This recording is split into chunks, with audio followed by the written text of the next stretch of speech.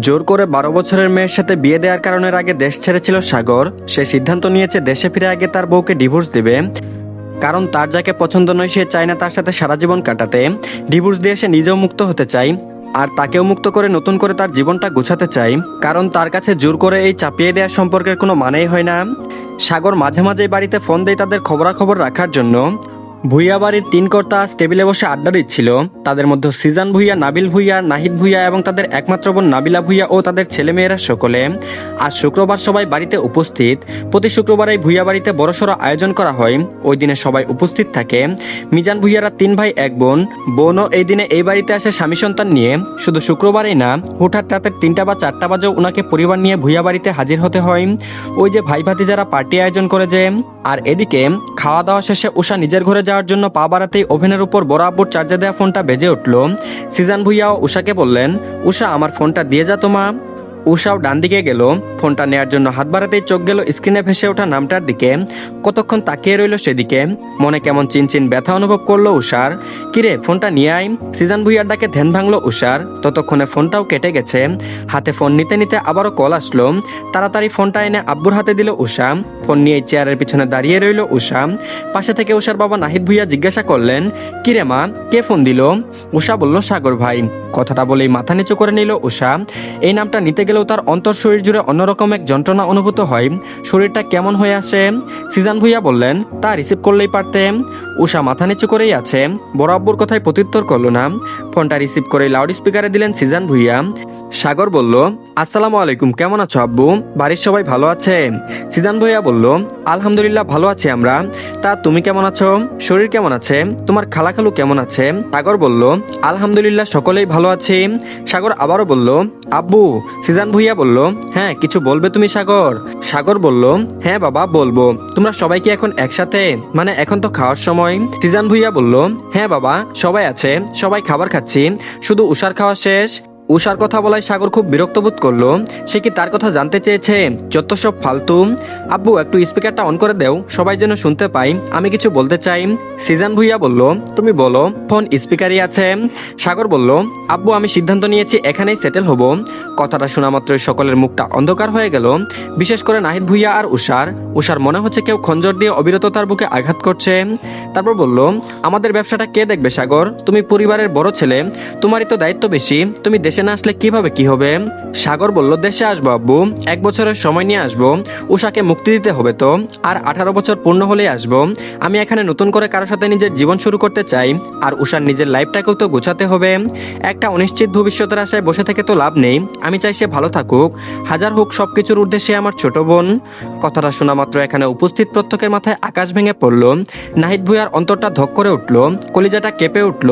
নিজের চোখে নিজের মেয়ের এই করুণ পরিণতি সে দেখতে চায় না। মুখ ঘুরিয়ে তাকালেন এক কোণে দাঁড়িয়ে থাকা উষার পানে। উষার মনে হচ্ছে তার পায়ের নিচের মাটি সরে গেছে। মাথাটা চক্কর দিয়ে উঠলো। পড়ে যাওয়ার আগে একজন হাত বাড়িয়ে কোমর জড়িয়ে ধরলো। উষা ডানে তাকিয়ে দেখলো আলিফ ভাইয়া ধরে আছে ওকে। কোনো কথা না বলেই মাথা এলিয়ে দিল আলিফের বুকে। আলিফও হাত বাড়িয়ে বোনকে ধরলো।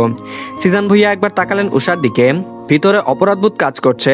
ফুলের মতো সুন্দর আর পবিত্র মেয়েটা এখন বিনা অপরাধে কেন শাস্তি ভোগ করছে? লিপি বেগম তেতে উঠলেন ছেলের কথায়। রেগেমেগে বললেন, সাগর অনেক শুনেছি তোর কথা। গত 5 বছর ধরে তুই যা বলেছিস তাই শুনেছি আমরা। অনেক শুনেছি তোর কথা। বাড়াবাড়ি করবি না, এর ফল কিন্তু ভালো হবে না। বাড়াবাড়ি কি আছে আম্মু? তখন তো আমার অনুমতি নিয়ে কিছু করনি। আমিও তো তোমাদের অনুমতি নিব না এখন।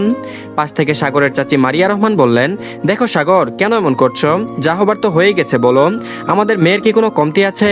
বদনাম হলে তো এবারেরই হবে, এবারের মেয়েরই হবে। আর ওকে ডিভোর্স দেওয়ার একটা যুক্তিযুক্ত কারণ তো বলো। ডিভোর্স শব্দটা কর্ণকর হতেই বাবা মেয়ে দুজনার দিকে তাকায়। বাবার দৃষ্টিতে ছিল অপরাধবোধ, আর মেয়ের দৃষ্টিতে ছিল অসহায়ত্ব। সাগরের চাচা নাবিল ভুইয়া বললেন, দেখো সাগর এত ফাস্ট চিন্তা না করে দেশে আসো, তারপরে দেখা যাবে। সাগর কোনো প্রত্যুত্তর করলো না, সময় দিচ্ছে, যার যা বলার বলুক। নাবিল ভুইয়া জিজ্ঞাসা করলেন, বাবা সাগর তুই কি চাচ্ছিস ক্লিয়ার করে বলতো। সাগর বলল, আমি সংসার করব না ওর সাথে। আর বলতে পারলো না, তার আগে সিজান ভুইয়া টেবিলে পড়ে থাকা ফোনটা হাতে নিয়ে কল কেটে দিল। আলিফ উষার মাথায় হাত বুলিয়ে দিতে থাকে। তারপর বলল, দেখ বোন আমার, এসব নিয়ে ভাবিস না।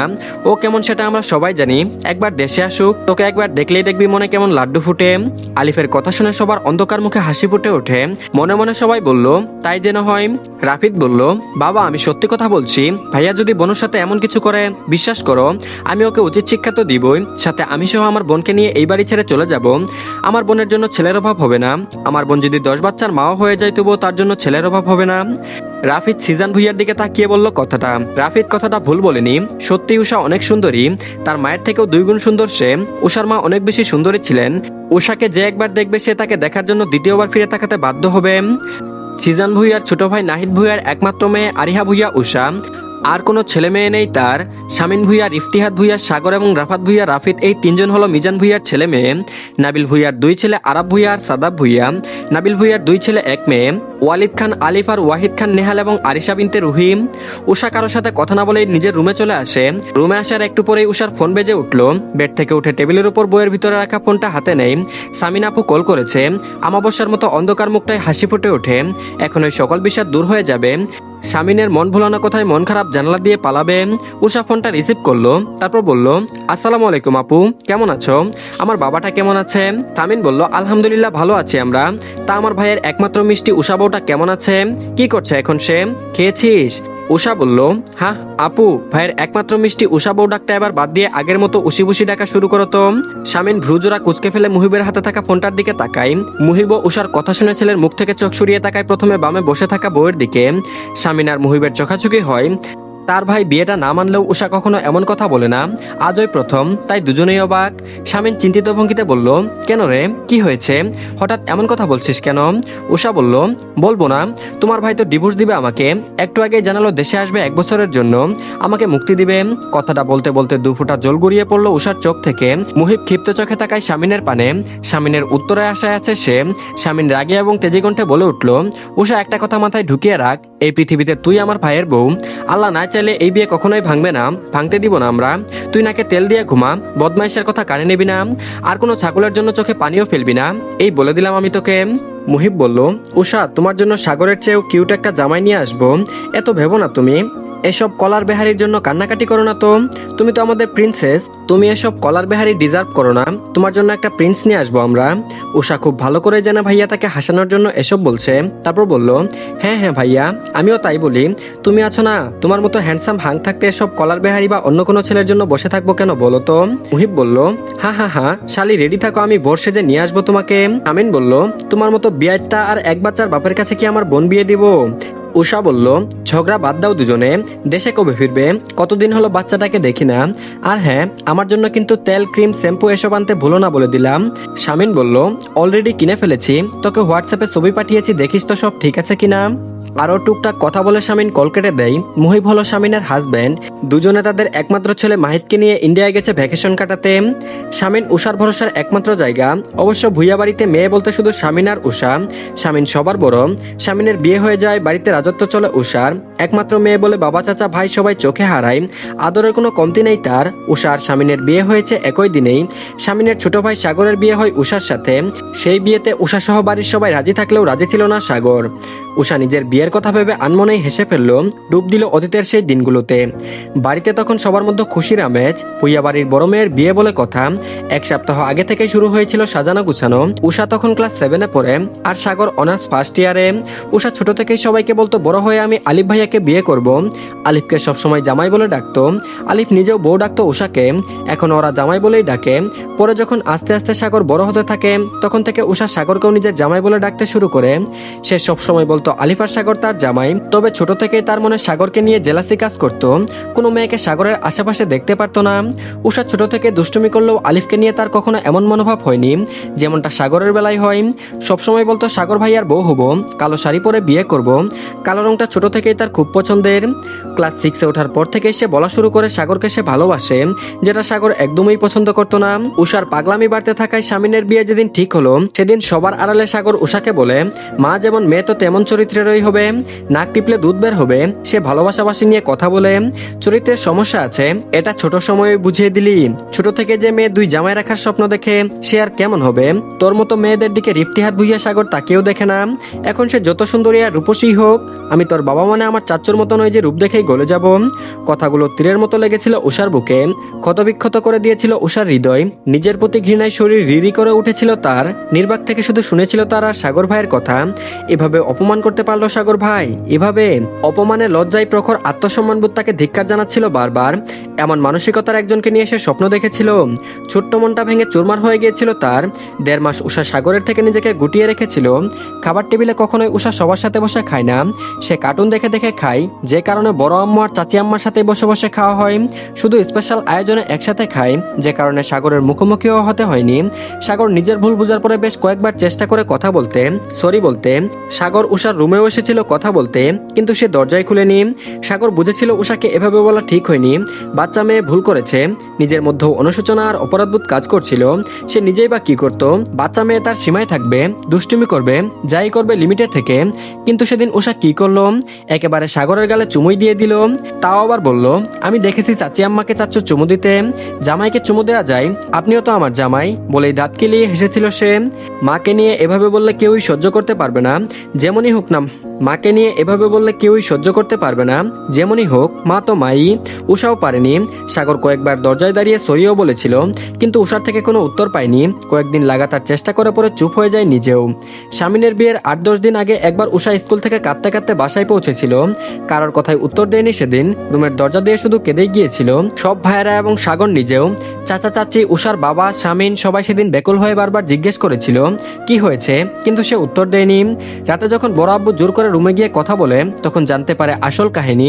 স্কুলে 10ম শ্রেণীর এক ছেলে পছন্দ করে উষাকে, কয়েকবারই প্রস্তাব দিয়েছিল প্রেমের। উষা রাজি হয়নি কখনো, আর ছেলেটারও তাদের এলাকার হয়, সে সবকিছুই জানে। তাই তো সেদিন ভরা মাঠে সবার সামনে বলেছিল, তোমার মতো সুন্দরী মেয়েদেরকে ছেলেরা শুধু এক রাতের জন্য বিছানার পার্টনার বানাবে, কোনো ছেলে সংসার করবে না, শুধু মজা নেবে। সুন্দরী মেয়েরা শুধু ছেলেদের ফ্যান্টাসি হয়, বুঝলে? আর তোমারও মায়ের মতো একজন দিয়ে হবে না। সিজান ভুইয়া নির্বাক হয়ে শুধু শুনেছেন উষার কথা। যে কথাগুলো বলার সময় সেন্সে ছিল না উষা, কি বলছে, কার কাছে বলছে, কিছুই মাথায় কাজ করেনি। কাজ করবে কিভাবে? তার এতটুকু বোঝার বয়স হয়নি যে এসব এভাবে বাচ্চাদের কাছে শেয়ার করা যায় না। সিজান ভুইয়া আর কিছু না বলে রুম থেকে বের হয়ে যায়। দরজার কাছে এসে নিজের ছেলেকে দাঁড়িয়ে থাকতে দেখে মনে মনে খুশি হলেন। সাগর চোয়াল শক্ত করে দাঁড়িয়ে আছে। মিজান ভুইয়া বুঝলেন ছেলে রেগে আছে, তারপর বলল, তুমি এখন যাও, মেয়েটাকে একা ছেড়ে দাও, কাঁদলে মনটা হালকা হবে। প্রত্যুত্তরে সাগর শুধু বলল, সিজান ভুইয়া চলে গেলে সাগর নিঃশব্দে রুমে ঢুকে। উষাকে এলোমেলো চুলে বিছানায় পড়ে থাকতে দেখে খারাপ লাগে। সে তো এর থেকেও কঠিন কথা বলেছিল, তখন নিশ্চয়ই এভাবে কেঁদেছিল মেয়েটা। বড্ড খারাপ লাগতো তার। এসবে তো মেয়েটার কোনো দোষই নেই, সে তো সত্যিই ভদ্র একটা মেয়ে, সাথে ভয়ঙ্কর সুন্দরীও। সাগর নিঃশব্দে উষার পাশে বসে মাথায় হাত বুলিয়ে বলল, উষা আমাকে মাফ করে দে, সেদিন আমি যা বলেছি সেসবের জন্য খুবই লজ্জিত। আমি রাগে মেজাজ হারিয়ে ফেলেছিলাম, ভুল বুঝিস না প্লিজ। তুই সেদিন ওইরকম না করলে আমি কখনো এসব বলতাম না তোকে। উষা কোনো উত্তর না দিয়ে চুপ করে শুয়ে থাকলো। সাগর সেদিকে কতক্ষণ তাকিয়ে থেকে জায়গা ত্যাগ করলো। আর এদিকে এর কিছুদিন পরেই বাড়িতে মেহমান আসা শুরু করে। তার মধ্যে বেড়াতে আসা মহিলাগুলো উষাকে তিক্ত কথা শোনাতে ভুলে না। বিয়ের 4 দিন আগে প্রতিবেশী এক আন্টি সবার সামনে বলে উঠল, উষা খুবই ভালো মেয়ে, উপরে উপরে দেখতে তাই মনে হয়। এখন মা গর্ভকালীন থাকা অবস্থায় যা যা করে তার প্রভাব তো পেটে থাকা বাচ্চার উপরে উপরে। এখন দেখতে শুনতে তো ভালোই, কিন্তু চরিত্রটা মায়ের মতো না হলেই হয়। ঘরভর্তি সকলের সামনে এমন কথায় উষা, নাহিদ ভুইয়া এবং ভুইয়া বাড়ির সকলের মুখ অন্ধকার হয়ে যায়। পাল্টা জবাব দিতে পারে না কেউ। মেহমান এক একজন এক এক কথা বলে উষাকে, যা সিজান ভুইয়া আর সহ্য করতে পারল না। স্বামীনের বিয়ের দিন সিজান ভুইয়া নিজের স্ত্রী আর সবার সাথে পরামর্শ করে উষা আর সাগরের বিয়ের ব্যাপারে। যদিও বাড়ির কারোরই আপত্তি ছিল না, কারণ উষা জন্ম নেওয়ার পরে সিজান ভুইয়া আর লিপি বেগম বলেছিলেন উষা আমাদের সাগরের বউ হবে। বিয়েতে উষাও রাজি ছিল না শুধু সাগরও তর্কাতর্কি করে এক পর্যায়ে চাচ্চুকে বলে ফেলেছিল, মায়ের কুকর্মের জন্য মেয়েকে বিয়ে দিতে পারবে না বলে মেয়েকে আমার কাঁধে ঝুলিয়ে দিতে চাচ্চু। নাহিদ ভুইয়া থমেরে যায়, ভাতিজার কথার উত্তর দিতে পারলো না। সিজান ভুইয়া সাগরের গালে কষিয়ে চোট দিয়েছিল সেদিন। অনেক ঝড়ঝাপটা পেরিয়ে বিয়ে তো ঠিকই হয়েছিল সেদিন, কিন্তু সাগর বিয়েটা মানতে পারেনি। উষার জন্য যতটা খারাপ লেগেছিল ততটাই ঘৃণা জন্মেছিল। সে ভেবেছিল হয়তো উষা তার বাবাকে বলে কয়ে এখন এমন কাণ্ড ঘটিয়েছে। সাগর নিজেও জানতো তাদের বাড়ির সবাই চাই উষা সাগরের বউ হোক, কিন্তু তার চাচির কারণে নিজের চাচ্চুর এমন অকরুণ পরিণতি দেখে উষার প্রতিও খুব জেগেছিল তার। বিয়ের এসব ঝামেলা আর উষাকে সহ্য করতে না পেরে খালামনির কথায় লন্ডন পাড়ি দিয়েছিল সাগর। সেখানে খালামুনির কাছে থেকে লেখাপড়া চালিয়ে যায় সে। অবশ্য কিছুদিন থাকার পর সে আলাদা একটা অ্যাপার্টমেন্ট নিয়ে নেয় বন্ধুদের সাথে। আর এদিকে দরজায় ঠক ঠক শব্দে নিজের ভাবনা থেকে বেরিয়ে আসে উষা। নিজের চোখ মুছে দরজার দিকে অগ্রসর হয়। উষা জানে এখন কে আসবে তার ঘরে, তাই তো মুখে মেকি হাসি ফুটিয়ে তুলে দরজা খুলে দাঁড়ায় সে। তো ধন্যবাদ সবাইকে, এটা নতুন গল্প, তো আশা করছি আপনাদের কাছে ভালো লাগবে। যদি ভালো না লাগে তাহলে বলে দিন। আর ভালোবাসার আশ্রয় গল্পটিও কন্টিনিউ করা হবে, সাথে এটাও যদি আপনাদের ভালো লাগে তাহলে বলে দিবেন, এটাও কন্টিনিউ করব। তো ধন্যবাদ সবাইকে, ভালো থাকবেন সবাই, অবশ্যই চ্যানেলটিকে সাবস্ক্রাইব করে দিন আর ভিডিওতে অবশ্যই লাইক দিন। তো ভালো থাকবেন সবাই, আল্লাহ হাফেজ।